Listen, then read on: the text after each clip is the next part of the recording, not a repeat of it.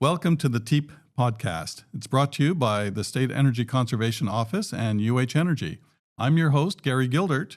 We will bring you the latest in energy efficiency news in 15 minutes or less. In the past couple of weeks, there's been some very interesting events. The first one I want to talk about is Energy Day. Oh, that was a lot of fun. It was at Sam Houston Park. We had all the kiddos out there. It was like, I think there was well over 1,000 kids who came by and came around. We had a really interesting display that we put on. Very proud of it. I've worked with this for about 4 years now. And the kids would pick out their own colors, and we did some distillation demonstrations. The young kids, it looked like magic to them, but they saw that it was science. The older kids, they could relate to it, and they learned a lot. I think it was just a great STEM demonstration. Got some kids very interested in. It was lovely. The other event in the last couple of weeks was from the Energy Coalition, their Energy Talk series. Had one of the vice presidents from Centerpoint talking to us, Mr. Akram. A really interesting guy. They talked a little bit, well, it's mainly distribution really is what they do. But I did get into a discussion with him a little bit afterwards on demand side things. You know what? I think we're going to have to get him on the podcast because it was really interesting. It wasn't the main part of his talk, but it was certainly worthwhile for us. There was also a panel discussion last couple of weeks on the future of natural gas. Shim, you were there, weren't you? Yes, sir, I was. I saw the several discussions that occurred between Jason Lanklos from Louisiana Economic Development and then also Pete Sheffield. He's the VP of External Affairs and Chief Sustainability Officer at Enbridge. And then we had Gina Dorsey, who is the Director of EHS at Kinder Morgan. Her talks were especially my favorite, really learning about the infrastructure involved in that. And then we also had Dr. Ramanathan. Yeah, I found it quite fascinating as well. My biggest takeaway from that one was the future of natural gas in Texas is big. With all of the exports that are going on, that's going to triple over the next few years. Mm-hmm. And what was it, 20 or 30% increase in natural gas demand, mainly due to data centers over the next 10 years as well. Did you get the same thing out of it?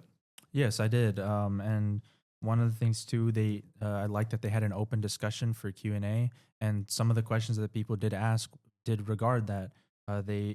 Gina Dorsey was the one that I had seen give a great answer to that whenever she was asked, what does the future of natural gas look like, especially because she deals with the actual permitting for expanding pipelines into, meeting the global or at least the nationwide demand.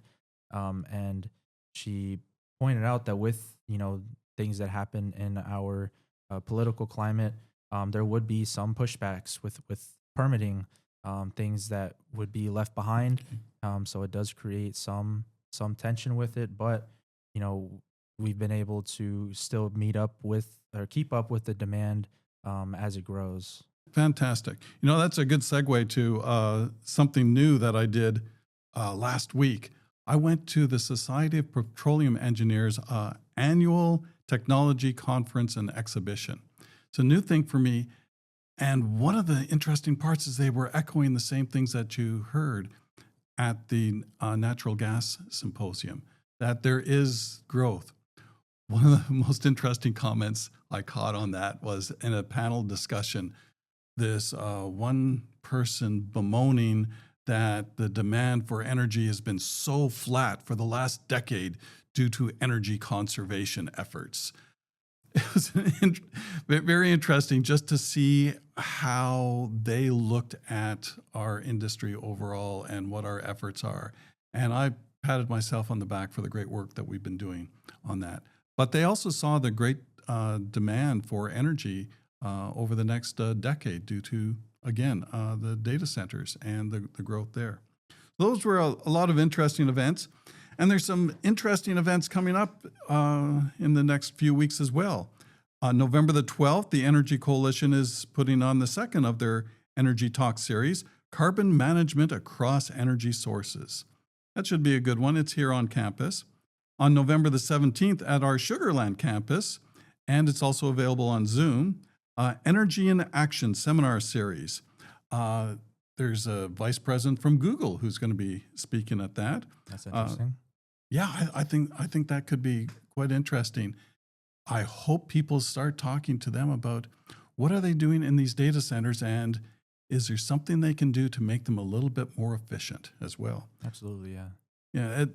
Yeah, some of the papers you've been looking at and writing about as well Yeah. have to do with those data centers. See, here's one of my favorites I participated in last year. November the 21st and 22nd at the Student Center South is the Coogs for Energy Hackathon. Teams of students are given a project and they literally have a day to come up with an idea. It's a lot of fun. I was mentoring it last year and I think I'm on tap to do that again this year. And of course, there's always the SPEAR webinars, and you can get links to that on our website as well. Okay, next on tap, Hisham, let's talk about hydrogen. It's a really hot topic. It is so necessary in chemical and refining processes.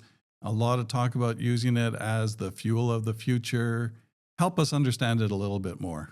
Yeah, so in our upcoming newsletter, we do plan to talk about hydrogen in more detail, but just a basic rundown and summary. Okay, and please tell us about all these colors. Oh, yes, yes, absolutely. The different colors of hydrogen are important to differentiate because the different colors of hydrogen tell us how we made it and how it came to be. Understanding the difference between the efficiency of each one is crucial for sustainability because there's so many options that we have to us.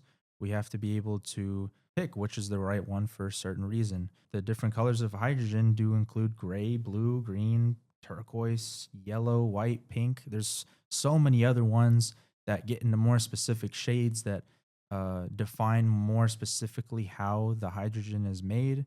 But among all these types of hydrogen, the most common one is gray hydrogen produced from syngas.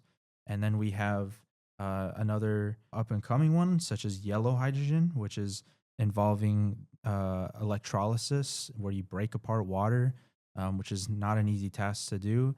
But you break apart water and you get hydrogen and then oxygen. But of course, we want that hydrogen. And then another challenge among all of these colors of hydrogen, no matter what, is the storage and utilization, which becomes an energy efficiency problem, whether this hydrogen is used for energy or it's used as a reactant or another process. Okay, going back to these colors of hydrogen, I'm really glad you're going to be writing all this up in the next newsletter. But the one that's confusing that you mentioned earlier to me before the episode was this white hydrogen.